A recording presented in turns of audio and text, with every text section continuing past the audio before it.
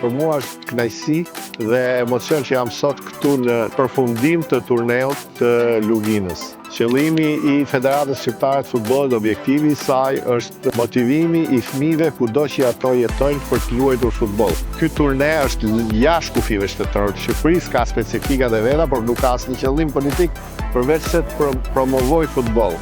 Futbolli ka vetëm një gjuhë, gjuhën sportive, gjuhën e topit, gjuhën e golit, respektin për shokun, respektin për kundërshtarin, respektin për lojën, respektin për vete dhe pikërisht këto ne duam të motivojmë dhe nëpërmjet këtij respekti, nëpërmjet lojës krijojmë ura komunikimi, mesazhe paqe, mesazhe bashkëpunimi dhe të edukojmë sa më mirë fëmijët tanë kudo që ato jetojnë.